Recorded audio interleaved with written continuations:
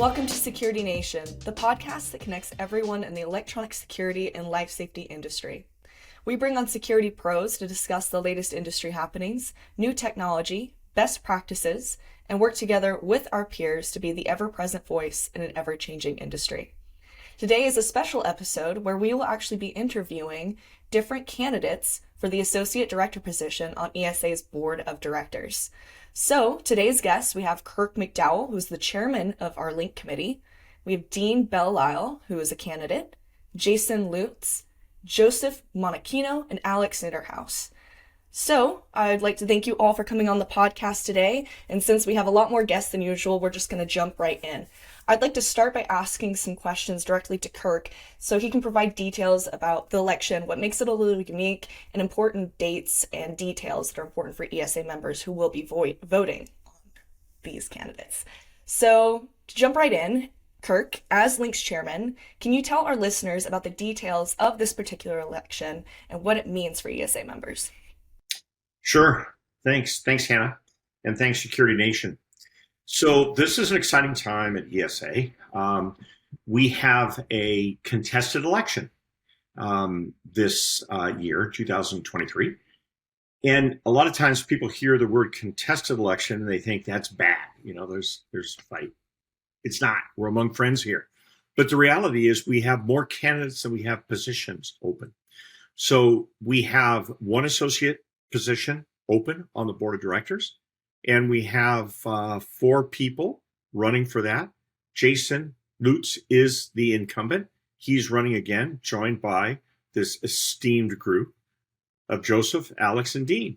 And so we're going to be talking to each one of them today, and they're going to tell you a little bit about themselves and what they plan to do if elected to the ESA Board of Directors. Perfect. Would you be able to give our listeners some important dates that they can mark on their calendars for this election? You bet. So the ballots will be going out May 1st. They will be going out to the primary or the ancillary second person within the company that can vote.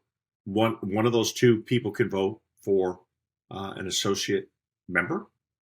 And that will be going out May 1st. The ballots are due back May 26th by 2 p.m.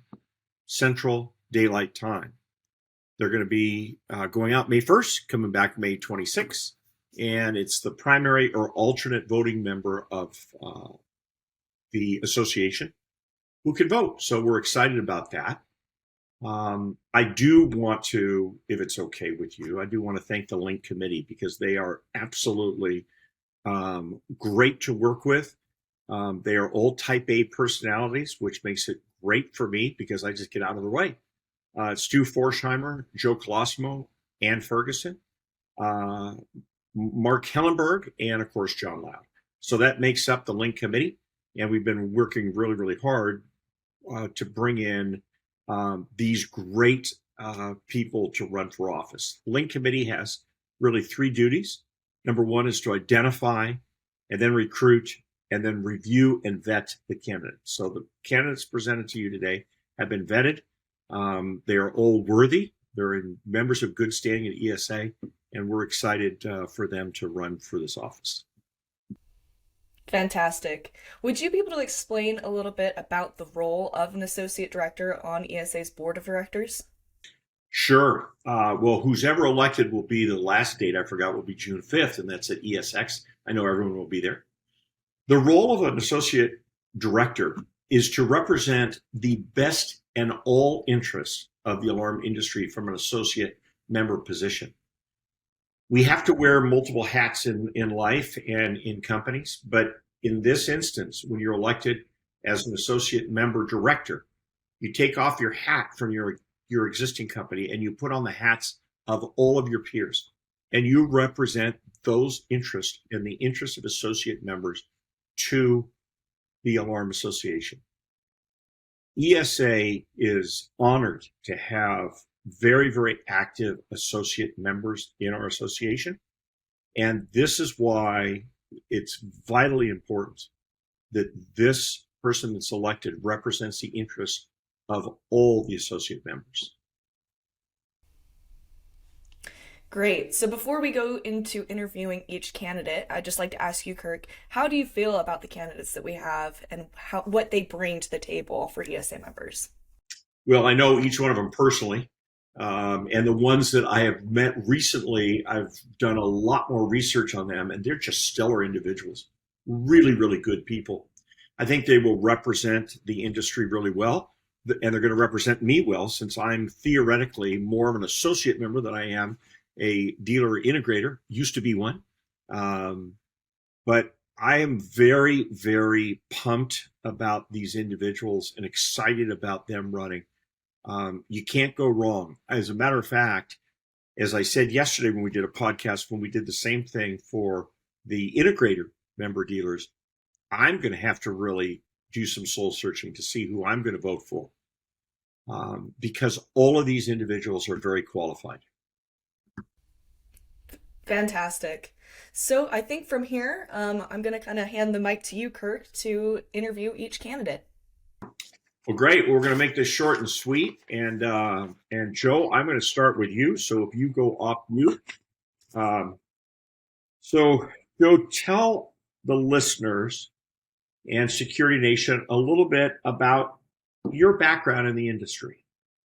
I'd be glad to. And first, Alex and Dean and Jason, it's great to be on board with you guys. And I appreciate the time we have together today. Yeah, Kurt, I started back in 1986, back with Security Link with Russ McDowell. That's how I got my start in the business. So I was actually hired to come on board as their Executive Vice President of Marketing and Sales. And I think what's true of our industry is once you come in, you never leave. So I kind of followed the road of being part of a growth and company and regional company, moved from SecurityLink and also did some other work with some other larger regional companies and one very old company called Homes Protection Group in New York City, as well as Interface Security that was out of St. Louis. I moved on also to the startup of Alarm Guard, which was also a large Northeastern regional player, served in that same role as Senior Vice President of Marketing and Sales. And as we all know, there's transitions in our business, and there's equity opportunities for new owners. And in between some of the transactions and events that happened between SecurityLink and Alarm Guard, since I didn't really have any transferable skills, I also became a consultant for a while, both in the industry itself as well as for other similar recurring revenue type companies, but out of industry like AAA. So from there, starting back in 2005, I co-founded a company called Alarm Funding Associates, which is now Alarm Connections. We've been in business over 17 years, supporting independent, locally owned companies, and through a whole network nationwide. So I've been in the industry over 37 years, which is actually quite surprising, but very gratifying. Well, that's great. Hannah, I'm going to change things up a little bit. I'm going to go to Alex, ask him the same question. Then I'm going to double back and come back and ask them the second question. But this way we keep going to a different candidate if you're okay with that. Okay, so Alex, welcome, and I'll make sure you go off mute first so you can speak. Okay. So tell our listeners a little bit about your background, sir, and your makeup. All right. Kirk, thank you very much. Hannah, thank you for moderating this as well. Joe, Dean, and Jason, I've known most of you for a while now. And all I can say is let's wait and see who's the best man wins here. It's going to be an interesting couple months, so I'm looking forward to it. Kirk, I started off in the industry in 2009 when I joined Select Security. It was probably the best experience of my life. I had never worked for an organization quite like that. I left the automobile business to to join Pat Egan. I'm sure you all know Pat. I figure everybody that's going to be listening to this knows Pat as well. But the best part of working for Select was working for two icons, and those two icons are Patrick Egan, and the other one is Steve Firestone. And between the two of them, I learned more about this industry than most people will ever learn in their lives, and I learned it in 15 years. And it was a wild ride. When we started back in 2009, I think Pat had a couple companies under wraps. By the end of everything, we had 24 offices, somewhere right around 2.2 million in recurring revenue, and 88,000 customers. It was fantastic. But that all came to a halt. Brinks bought the company in 2019, 2020. At that time, I made the trip from Pennsylvania, and I moved out west, and I started work for Deanne Harn out at RFI.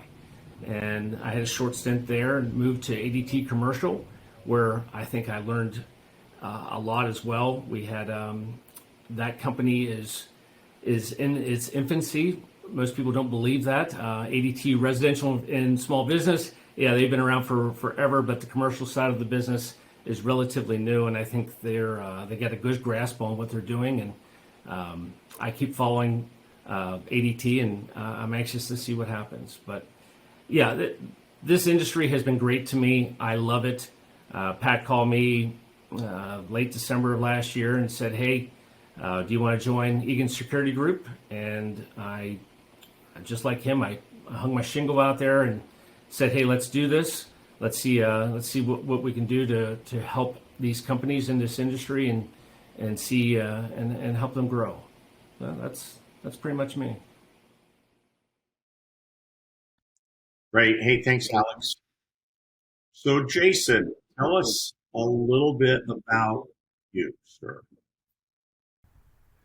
Thanks, Kurt, and thanks rest of the group here.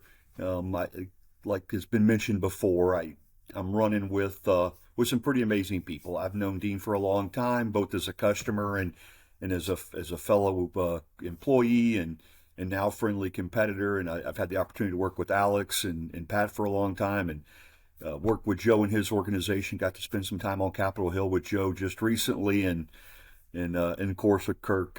Had the opportunity to work with you for quite a while. So a little bit about me. I've been in the industry just a little over 30 years now. Started back in Texas, working for Emergency Networks and Protect America, and had the opportunity to go to Nashville, Tennessee for just a couple months. I'm going to run up there for a couple months, and I promised my parents I would be home. And 30 years later, I'm still in Nashville, Tennessee, and had multiple different opportunities and different careers throughout my time in the alarm industry.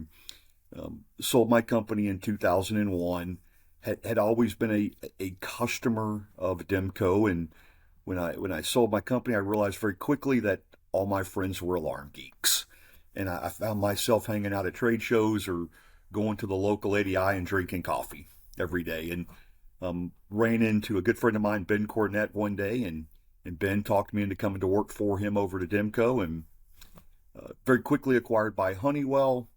And then, as many people know, 3 years ago, spun out of Honeywell into Resideo.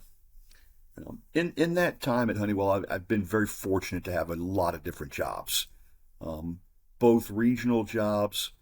Had the opportunity to work with our First Alert program and some of our largest integrators around the country. I've had the opportunity to work for different people like Keith Barrett, who gave me the opportunity to get really involved in the industry relations and the industry affairs. Encouraged me to run for the ESA board 5.5 years ago to really kind of give back. It's been a great industry for me, and so it's time for us to kind of take a step back and get the next generation ready. And so my involvement with the ESA is pretty awesome there. Got involved with Mission 500 as well. And then just in the last couple of years, really started to look at our business and the future of our business. And I'll steal from our chairman, John Loud, R&D, rip off and duplicate. We started to look at ESA and what ESA is doing and how they've taken their staff and moved to a younger, more agile, more nimble, exciting staff. And so we're starting to do that with our business. And so today I run our brand ambassador program, where we're bringing in new talent into the industries, people that have no background for what we do, and teach them from day one. Don't have a bunch of gray hair like many of us on this call. Sorry, Kirk.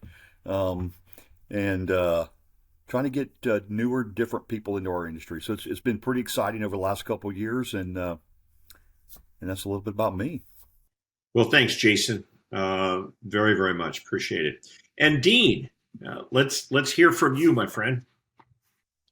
Well, first, for our audience, I think Alex and Jason both said it, that you can't go wrong with any one of these four individuals. It's simply an honor to be on this call with all four of you, so thanks for having me with you. On that line, Joe mentioned that, a lot of times we get in this business, you can't get out. I had to put a little more colorful term when I first started off, is that living in an Italian neighborhood at the time, and I was told that by an older gentleman that the alarm industry was kind of like the mafia. Once you get in, you can't get out. So for those of us been in it a long time, it's sort of a more of a passion and a vocation than it is a profession. And for me personally, this is my 48th year in the industry. I started off, same thing as what Joe had mentioned. I just came in to help pull some wire for my father at the time, and it spun into a career that's been 48 years long. Owned and operated my own company for 30 years. I went to work with Jason over at Honeywell and Residio in the First Alert Premier Dealer Program, where I could really help out by mentoring and training other dealers and their teams to be the best they possibly can be. And that's sort of been a lifelong mission for me. I joined our State Alarm Association 33 years ago because I sat in the first meeting. I was not overly impressed with how it was going, and I was raised that if you didn't like what you saw, you had two choices. You could sit down and be quiet, or you could raise your hand and be part of the solution. So I raised my hand, and I've continued to do that for the last 30-some years. I served in the capacity on that board in just about everything, from treasurer to secretary to vice president, and spent 20 of those 33 years as the president of the Michigan Alarm Association.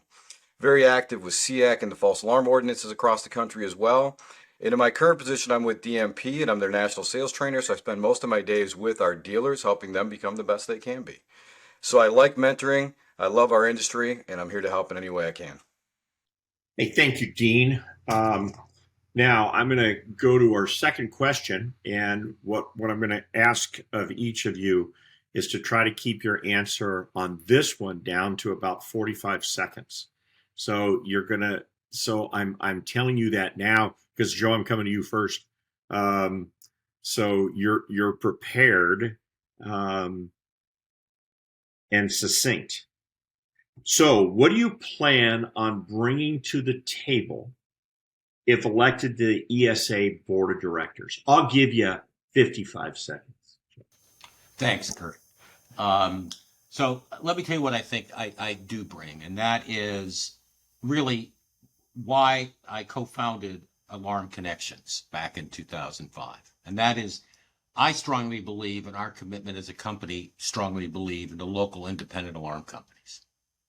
And what I bring to the table is an understanding of how these companies operate across the United States, from mom and pops to, mid-level companies, and the challenges they face and the opportunities they want to succeed at. Which is part and parcel of what we do, whether it's how we fund a company, but that's not what's important. It's about supporting and engaging these independent companies across the country. So, I believe what I bring with me is a passion for how we can keep the local companies thriving, keeping them independent, keeping them and keeping them competitive against the large national companies. I know as an ESA director, I have to wear all of the hats, but my heart and love is with that small independent company and how they can thrive and succeed. And as you all know, it's generational. So to see these companies succeed and having us support them, and what ESA does for that group of companies, I think is a critical part of what I can really bring to the table in terms of, broadening your own market share, bringing my talents to the table to support those independent companies, and with my knowledge and my experience. And then also the other side of all of this, which has probably plagued everybody that's standing here is the entire workforce issues that are facing a small independent as well as larger companies in trying to find the right talent. So that's why I want to be on the board. I'm very enthusiastic about bringing some of the talents I have and reaching out to even more companies to help them join the ESA family. Great. Thank you, Joe. So, Alex, we're going to go to you now.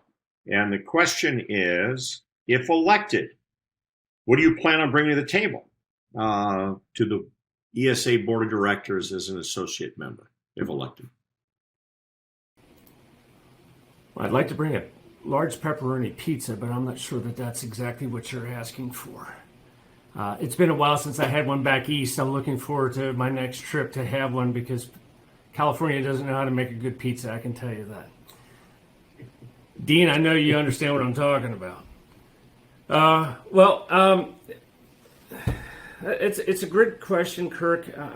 I've been thinking about it a lot.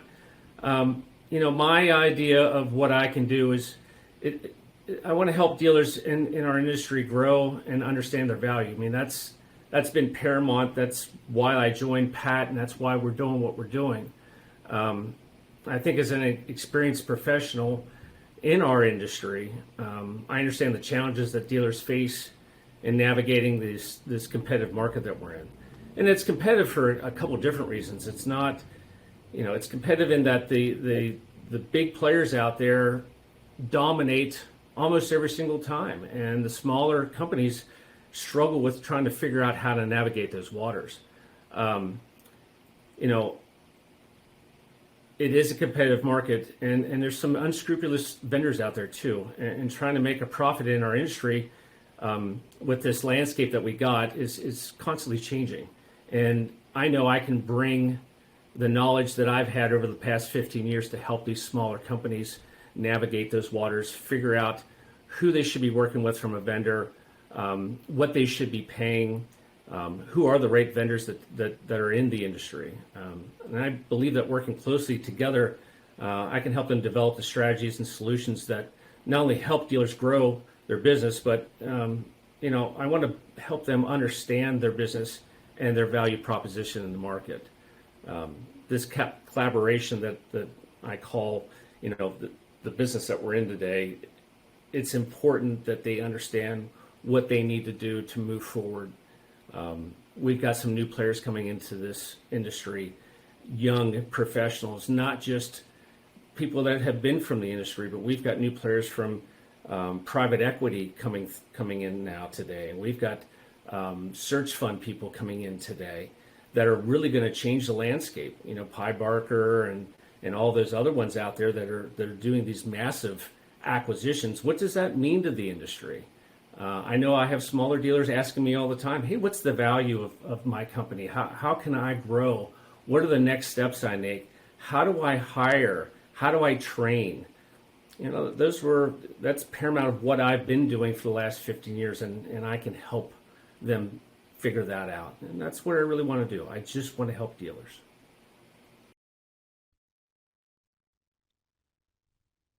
Thanks, Alex. Jason, as an associate director, what would you bring to the board of directors if reelected? Thanks, Kirk. So I look at this a little different in that, as the associate director, ESA and its staff over the last decade has done an amazing job bringing in some of the most diverse associate members that we've ever had. I remember when I got very involved in ESA about 20 years ago, the associate members were alarm manufacturers. And today they're not. They are all kinds of exciting new technology companies, new software companies, people that we just never envisioned would be in our industry. In this particular position, I see my role is to represent all of those, to represent all of them. The associate member is a key piece of how ESA operates, both with support of our pro dealers, but also the financial resources that it provides ESA to go out and do all the things that our charter tells us we need to do. As that representative of all those members, it's my goal is to make sure I'm their voice, that it, whether it's today I happen to sit on the education committee and I sit on the bylaws committee, but it's not just their voice on those committees through me, but really all of the different committees. Today we have one voice who represents all of the associate people, whether it's a central station, whether it's a manufacturer, whether it's a new software technology company. It's kind of how I see where I fit on the board. The value that I bring is the relationships and the knowledge of the industry, and we'll continue the great legacy that we've started, and we'll continue on with that. Jason, thank you. Thanks very much. I appreciate that. Dean, if you're elected to the board of directors, tell us what you think you would bring to the table as a board member. Well, Kirk, so passion, excitement, experience, all the things I've demonstrated in the past. And really, to capitalize on what Jason said, it's really an ambassador position the way I see it. It's sort of a link between the dealer, the manufacturer, and the industry at large. So in that sense, I've always joked that I'm bilingual. I now speak manufacturer and dealerese both. So I do feel I serve that purpose quite well, understanding both sides of the fence, having been a dealer and working for a manufacturer. I also I take what our brethren in law enforcement, their motto is protect and serve. I think ours is promote and protect. We need to promote this industry, the professionalism, the importance of it, the growth in it, and we need to protect it from outside threats and influences, similar to what CX doing in their efforts. Great. Thanks, Dean. Well, I have to tell you, you guys are awesome. And it's great to hear the differences on what you would believe you'd bring to the table as directors. I am very, as I said earlier in this podcast, I'm very excited about you guys all running. I want to thank you for being here today. But before we wrap, Hannah, is there anything else that you'd like to go over? No, I think that's about everything. I think we're about that time marker, so if you have any finishing remarks, we can wrap this up. Well, I just, most importantly, my finishing last remarks are ballots are going to go out May 1st. They're due back May 26th by 2 p.m. And installation of your officers will be June 5th at ESX. I know everyone's going to be there. It should be a fantastic time there. Hannah, I want to thank you. I want to thank ESA and Security Nation. You guys are the work behind all the volunteers. We could not do this without you, without the ESA team. So it makes our job as volunteers a lot easier. So I just want to thank you very, very much. And please watch this. But if you're listening to me say watch this, then you've already watched it. So good job. Anything else? Anything else, Hannah? No, I think we're good to go. So I'd just like to thank all of you for coming on the podcast today. We really appreciate it, and I'm sure our members do as well. And thank you to all of our listeners who tuned in. Make sure to subscribe. We're on all podcasting platforms, and the full video version of our episodes are on YouTube. And if you're curious about how ESA membership can power your business, if you're not already an ESA member, you can visit our website at www.esaweb.org and schedule a quick discovery call with one of our membership team members. And I know you'll be happy you did. So thanks everyone, and have a great day, Security Pros.